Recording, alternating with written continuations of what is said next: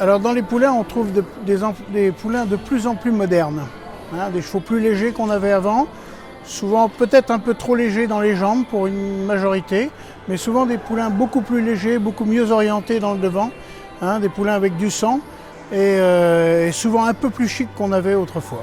Et on a amélioré avec le sang beaucoup, et puis il faut reconnaître que l'apport de sang étranger nous a amené des encolures un peu plus hautes, des chevaux un petit peu plus légers comme ça. Bon, il n'y a pas que du bon là-dedans, mais par contre on a des chevaux beaucoup plus chics qu'on avait, hein, avec une locomotion un petit peu plus ample, un peu plus longue, et donc pour nous c'est quand même un peu plus joli à regarder, quoi. Souvent le sel français est un petit peu plus épais, un peu plus fort dans sa ligne de dessus. Hein, là, avec le sang étranger, on a des chevaux un petit peu plus longs, des reins attachés un petit peu plus loin. Donc c'est là où il faut être un peu vigilant. On a un organigramme. C'est-à-dire qu'on regarde d'abord le devant, après le corps, après l'arrière-main. Alors ce qui nous intéresse, nous, c'est que les poulains aient une très belle épaule, bien oblique, qu'il ait une très jolie sortie d'encolure, pas trop prise dans le bas de l'épaule, et une gorge bien dégagée, donc des chevaux qui reflètent du sang aussi, hein. Après, dans la ligne de dos, on aime bien que les garrots soient bien prolongés, que les dos soient forts, bien épais, bien larges, pour pouvoir porter le cavalier et puis avoir de la force pour sauter, hein.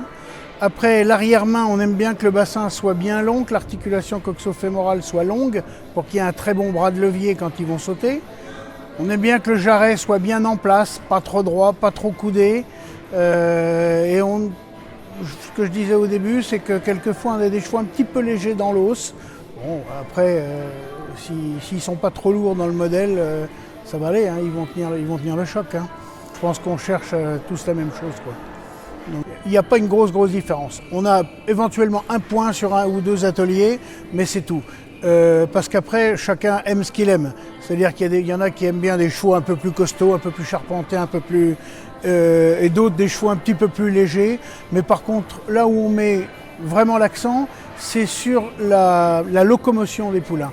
On aime que le cheval ait un très bon engagement, qu'il plie son arrière-main, qu'il plie fort son rein pour se propulser vers l'avant, qu'il ait un bon équilibre et qu'il se tienne avec un bon équilibre et avec beaucoup d'amplitude. C'est plus facile de les raccourcir que de les rallonger, hein. Donc c'est ce qui nous intéresse, nous, hein. Donc voilà.